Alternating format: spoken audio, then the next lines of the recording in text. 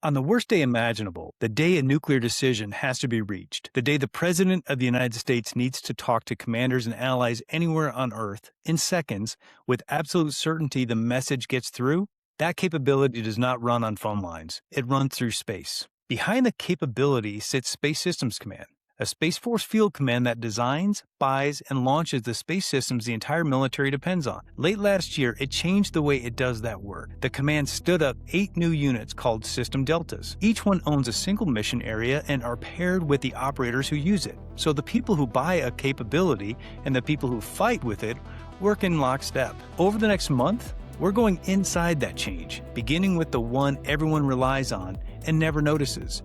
We're talking military satellite communications, or SATCOM, built by System Delta 88 under Colonel A.J. Ashby. I'm Bill Woolf, and this is Spacepower.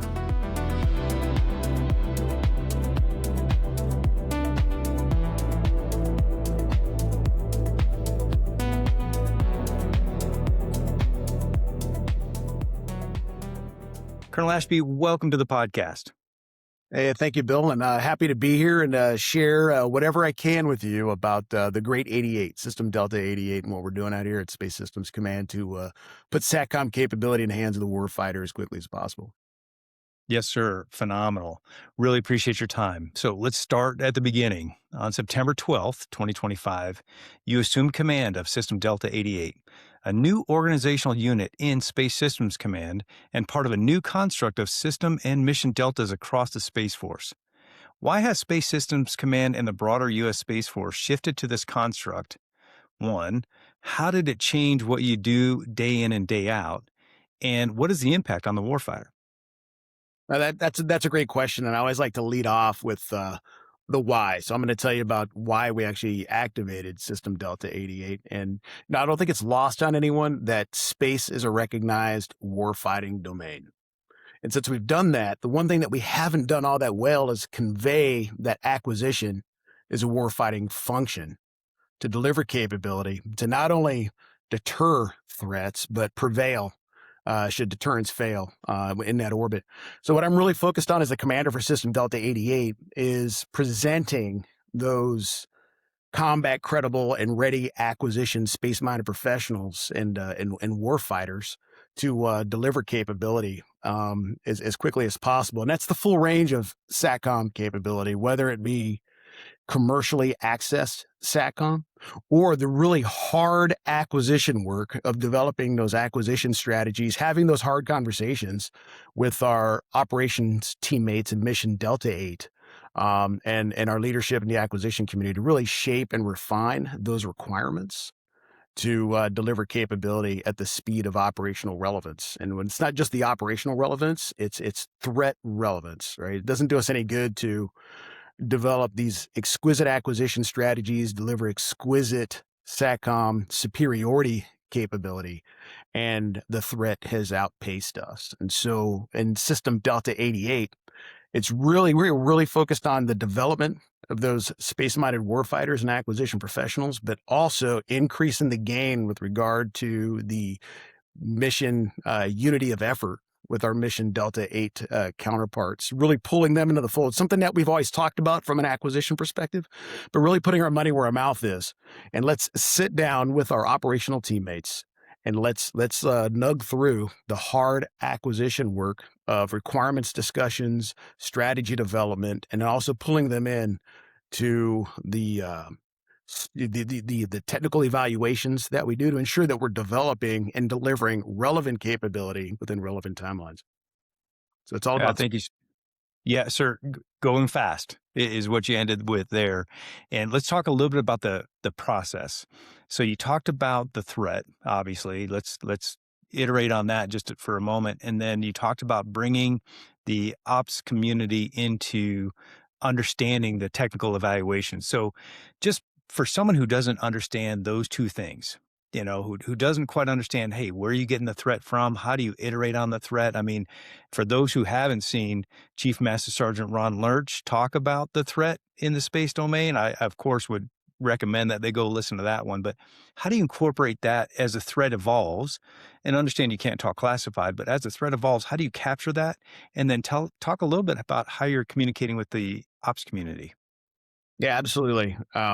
So first, we have to address culture, right? And Uh-huh. it's from when I grew up as an acquirer, we really there was a fence. There was a fence Mhm. between our operational teammates and what we were doing on the acquisition side. So we would receive requirements and we delivered on those requirements as though if they were gospel, right? Not necessarily tradable.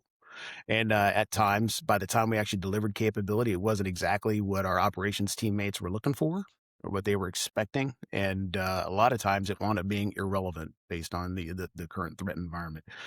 When we talk about addressing culture, it is, look, my, m- Colonel Jeff Weisler, the commander for Mission Delta 8, and I, there's zero daylight between us when it comes to this unity of effort and ensuring that SYD 88 delivers on its commitments to providing that SATCOM superiority, those capabilities to our teammates out there in MD8.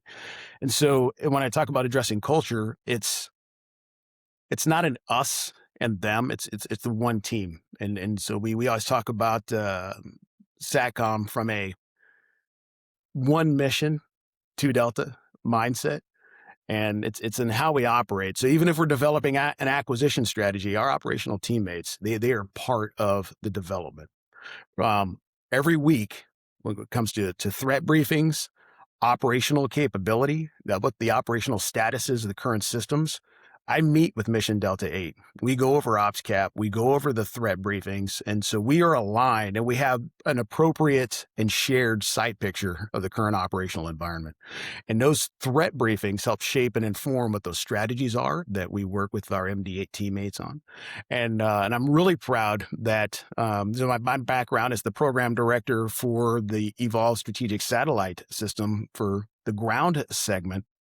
As we were iterating in that software acquisition pathway of acquisition, our operational teammates are with us at every step of the way for those program incremental deliveries, and shaping what the requirements were, doing the evaluations for the deliveries, ensuring that they get specifically what they are asking for within a relevant timeline. But again, it has to be a relevant capability based on the threat. And so we are aligned from an operations perspective and also from the appropriate threat picture.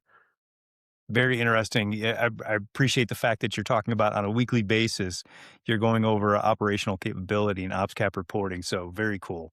How does system deltas and other organizational changes within Space Systems Command align with SecWar's call for acquisition reform? Yeah, I'd like to say that we were really from the activation of all the system deltas here at SSC. I think that the culture and the mindset shift here, we were really leaning into acquisition reform before it was actually in vogue, right? When we saw that just with the stand up of the SYDs, and again increasing the gain on that unity of effort. And we've also aligned our acquisition approaches with the operational approaches. We've stood up a training program, which a lot of other SYD commanders have taken on to tie in not only what we're doing from an acquisition perspective, but because that's the what, right? That's the science of what we're doing, but it's really understanding the why behind what we are doing, right? It's like, and what we talked about it earlier, understanding what that threat site picture looks like, making sure that the material leaders, the system program managers, the system program directors, they know who their counterparts are out there in Colorado for us at Mission Delta 8. Again, we said we're focused on speed, and if we don't know exactly what our operations teammates want, we are going to deliver something that is outdated, it's irrelevant to the threat, or from a lot of the things we do where our teammates are on console, that graphical user interface, we don't want our junior teammates that are sitting on console to have a PhD or a master's degree and having to just understand the system that they're operating, right? But if you're going to read clean sheet requirements, sometimes that's how they come across. But it's really building those relationships and getting after the culture to understand that speed is king, relevancy is king, and we can't have our adversaries outpace us dependent upon the systems that we're delivering. And the only way we're going to understand that is, again, addressing that culture. And every single SYD commander, my peers out here, those are the things that we talk about. Those are the things we're really trying to create zero daylight between our mission Delta counterparts and the system Delta counterparts out here at SSC. Colonel Ashby, wouldn't that be great if there was just a button that operators could hit that just said, provide secure communications to the warfighter? And You know, I, you and know, I know that. Go ahead. yeah. It's funny that you would say something like that, right? If that is all that we got from our operational teammates, that would be a solid set of starting requirements where we could hit springboard, talking about how we would deliver that SATCOM security just based on what you just asked for right there. Copy that, sir. System Delta 88, or SYD 88, recently received the U.S. Department of War's highest acquisition team award for delivering game-changing, space-based nuclear command, control, and communications, NC3, capability to the United States President, Joint Force, and U.S. allies a full 2 years ahead of schedule. What part did the System Delta construct play in accelerating the delivery date of this critical capability? Yeah, another great question, and I'm super proud of that team award there. And when we say team, it wasn't just the teammates that are sitting out here at SSC. It was our teammates out at Mission Delta 8 as well, as we were really focused on the why behind what we were doing. And one of the other things that I also want to address with that particular team award is the strategic SATCOM teammates here at SSC. They carved and charted a new path to delivering capability 2 years ahead of schedule. And the only reason we were able to do that, the enduring theme that you've pretty heard up to this point, is increasing the gain on unity of effort. Right? And so when we talk about it being the acquisition being a team sport, we can't do this alone.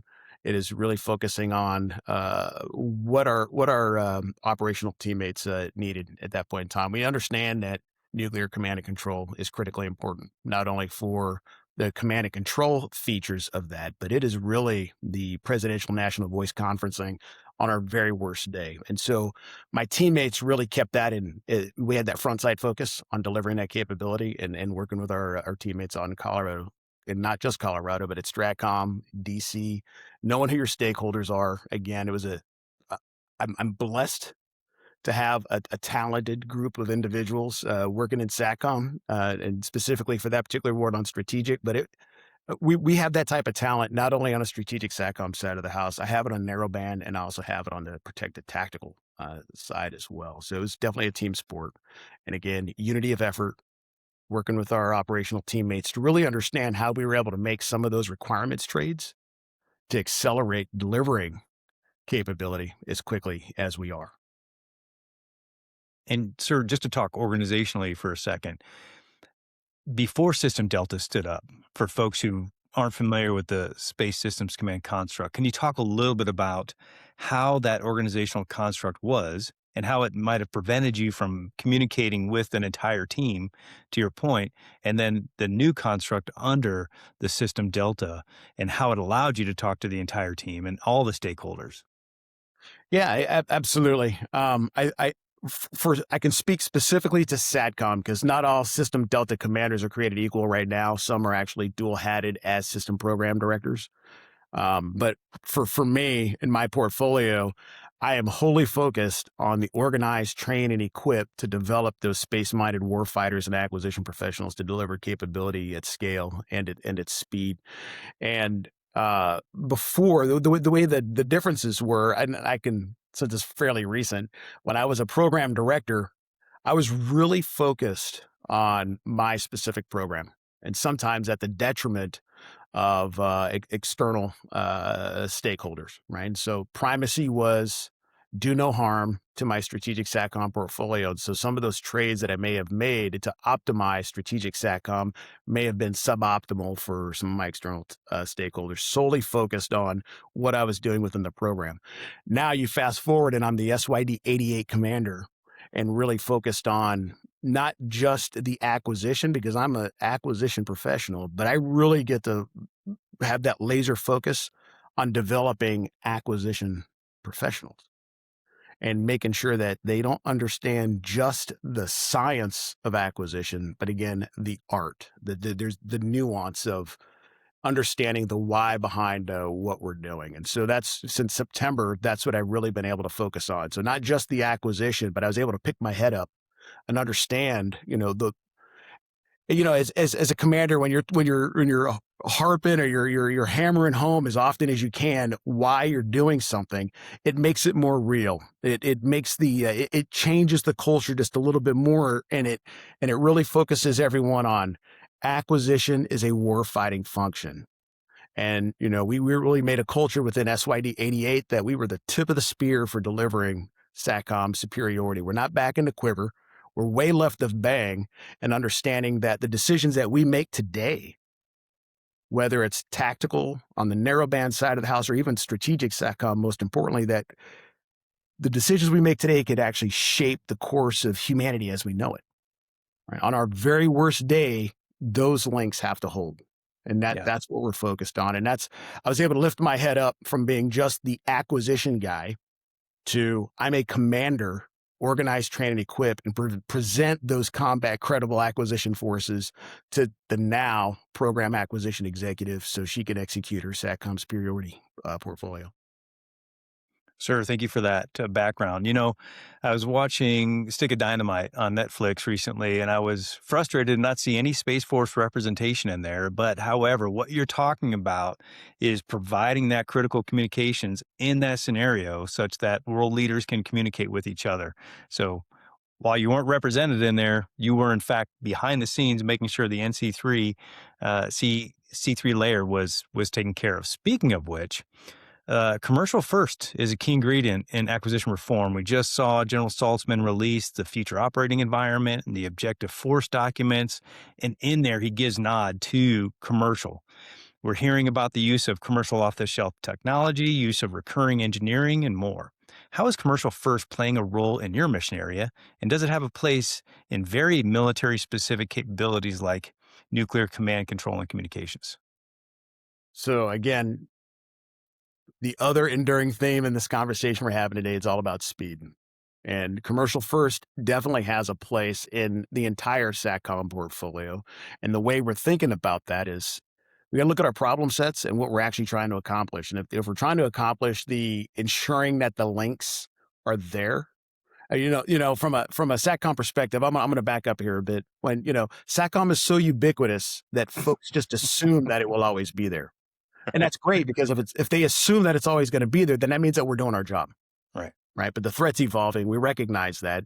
And when we talk about the speed with which we're able to get capability into the hands of the warfighter sooner, if there's a commercial solution, that's what we're going to get after first and foremost.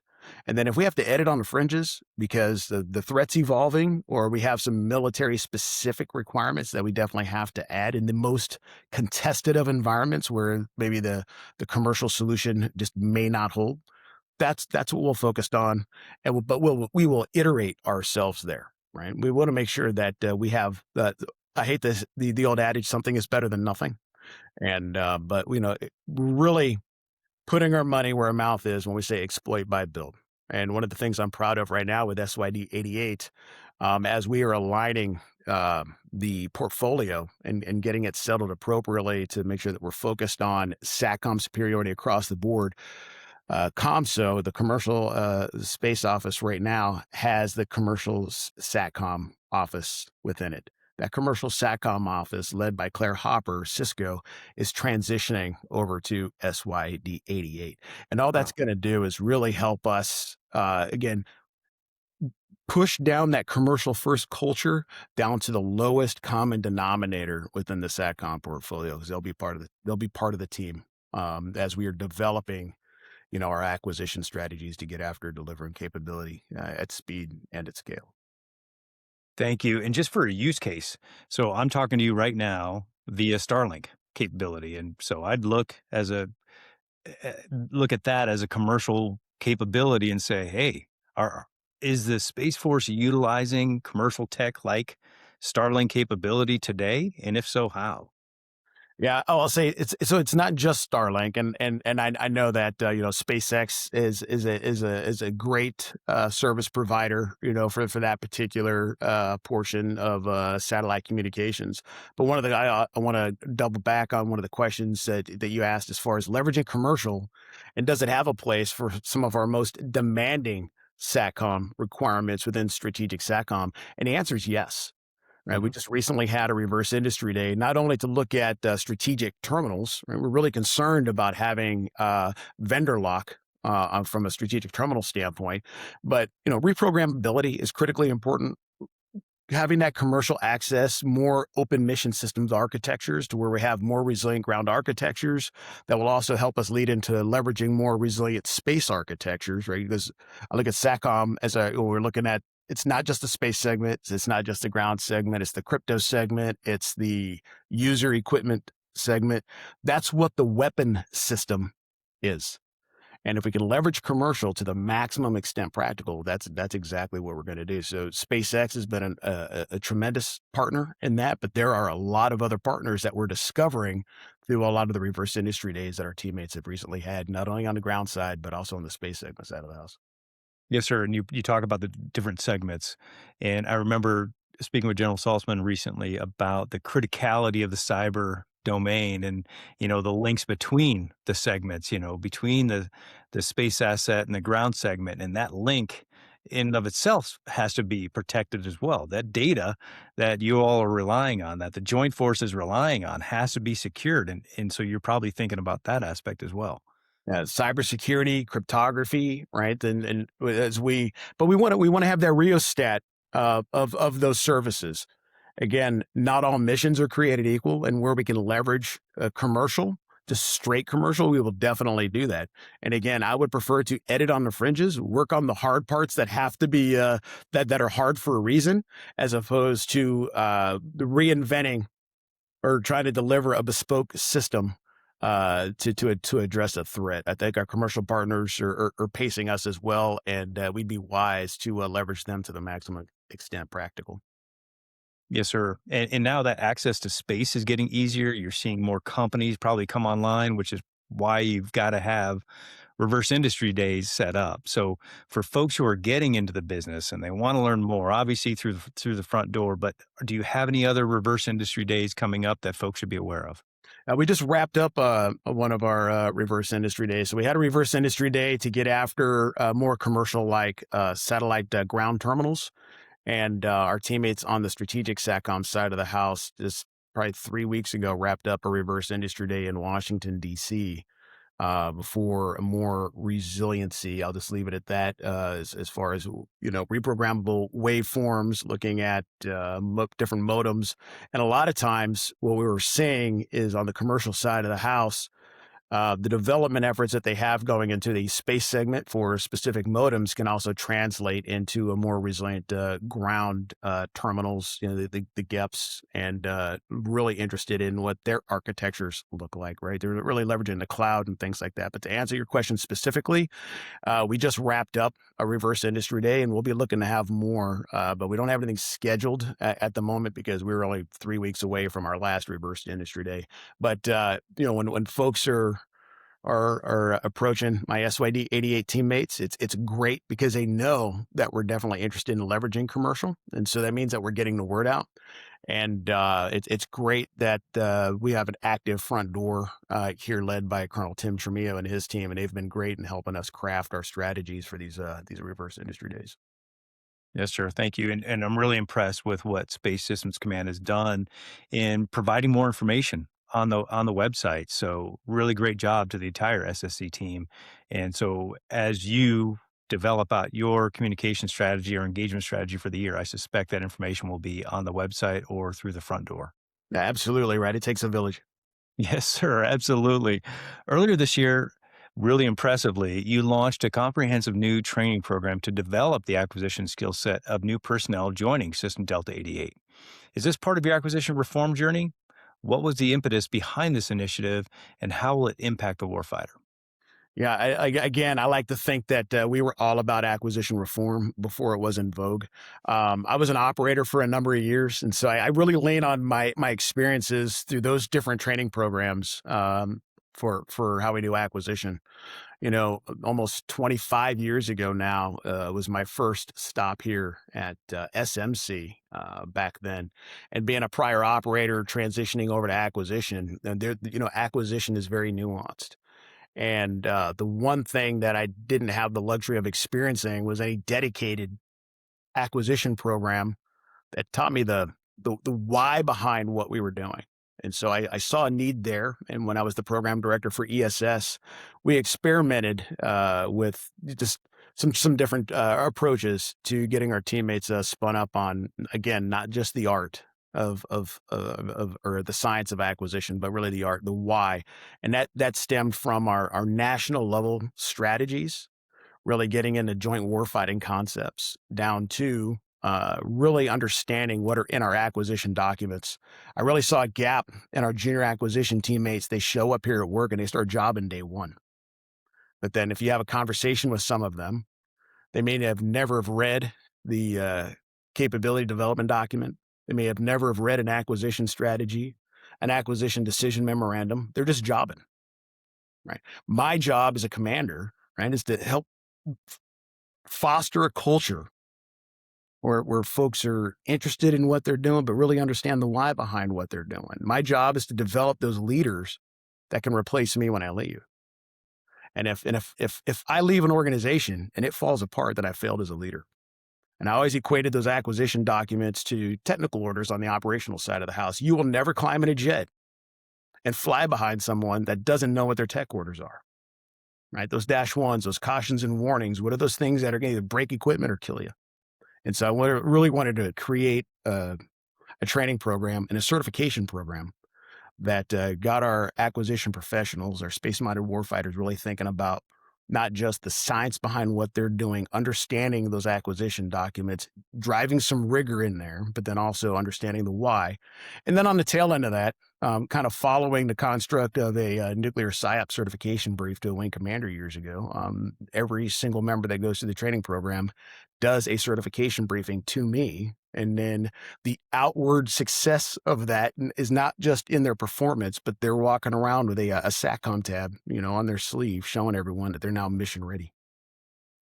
That is so cool. I tell you what, I think folks are looking for a challenge. And what you've done is you provided an opportunity for folks to be challenged, and then there's accountability at the outset of it. So how long is this process? Well, the first 30 days are really, it's reading intensive, right? It's Mhm. really digging into those acquisition documents, right? It's a shame on us if we're working with support contractors and we don't know what's written in the PWS to be able to hold them accountable for supporting us in our endeavors on delivery capability at speed and at scale. But the program in and of itself is about a year long, but we have a 30-day, a 60-day, a 90, a 180, and then a 1 year checkpoint. And that training program is not just reading intensive. It's trips out to Mission Delta 8, with 4 stops, 10 stops, 53 stops, getting on the ops floor, understanding the experiences, a day in the life of what our operators are experiencing. And then it's field trips out to the Pentagon. We really shouldn't have, the Space Force is too small to rely on its most senior leaders to do some of the acquisition work for us. The first time I was ever in the Pentagon is when I was a major.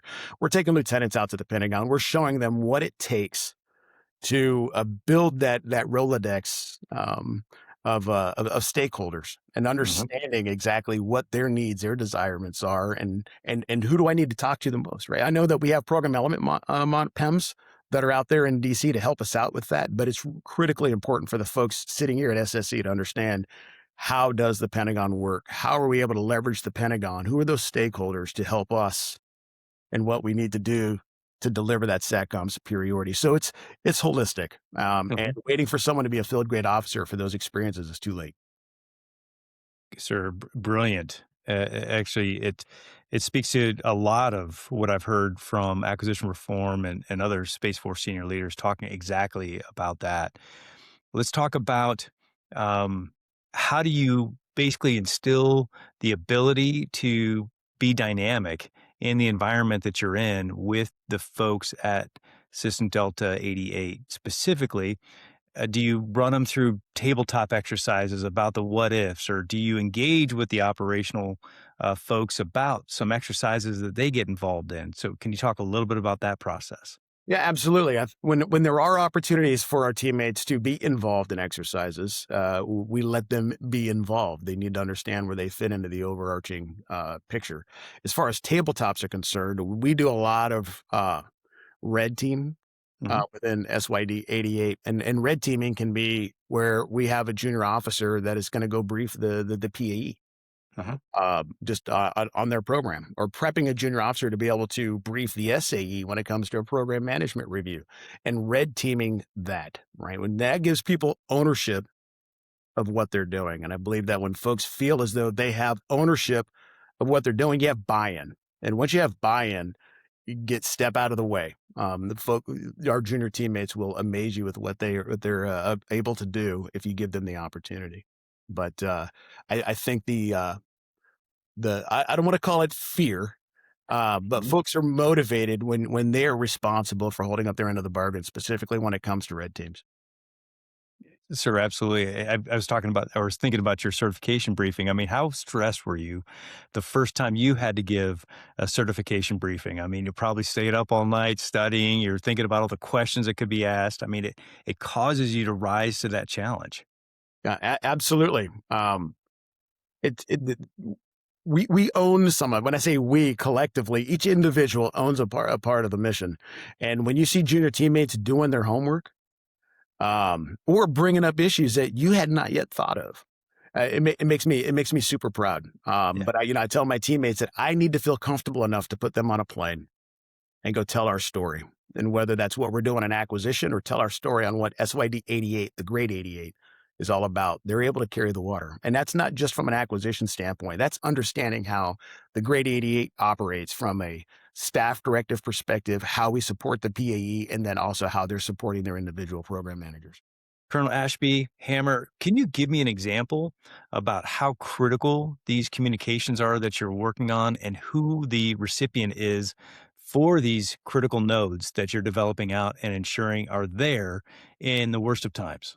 Yeah, absolutely. Great question. But I'm going to answer that with a high level statement from the grade 88.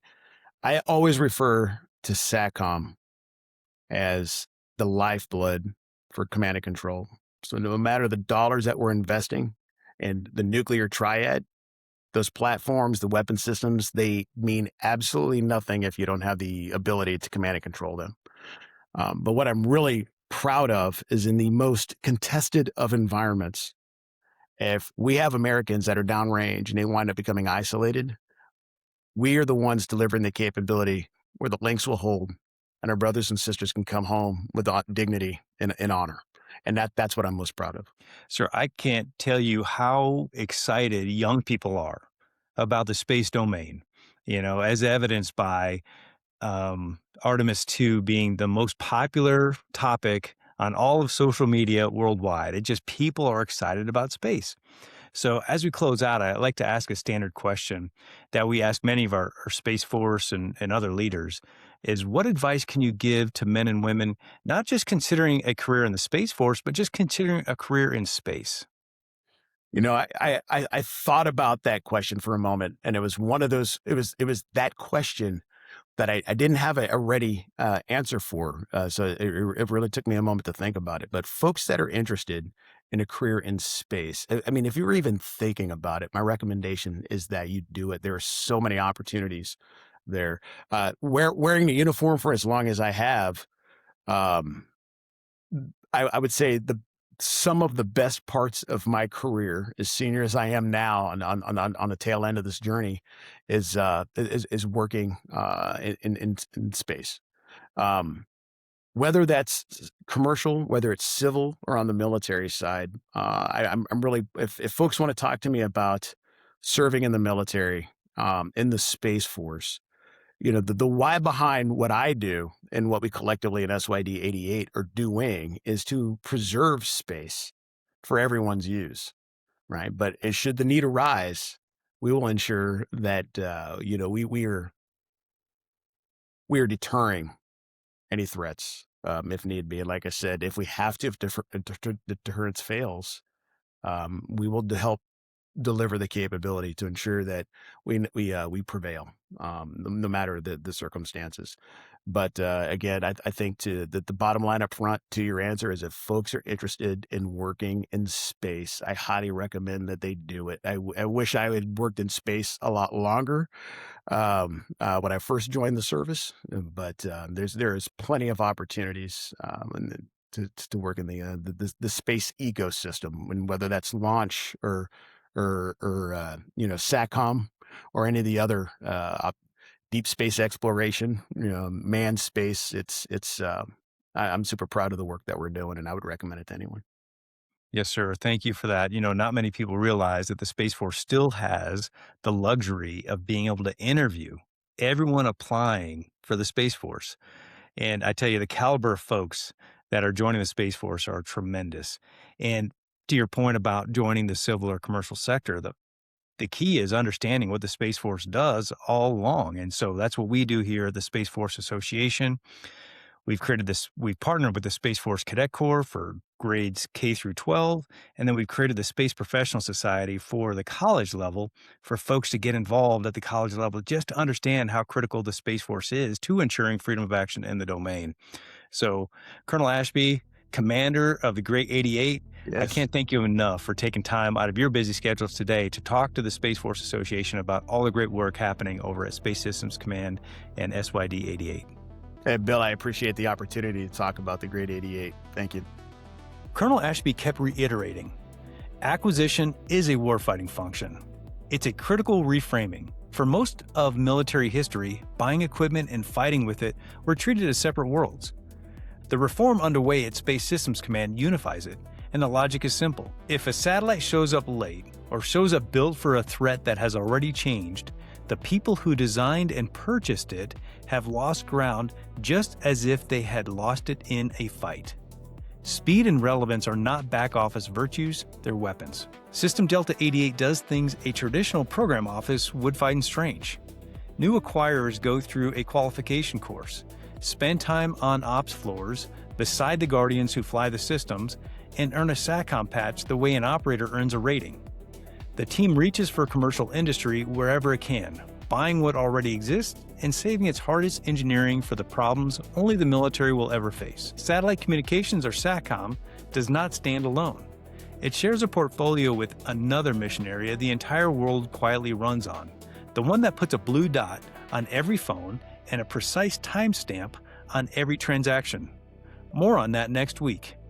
If you enjoyed this episode, follow this show and share it with a friend or colleague.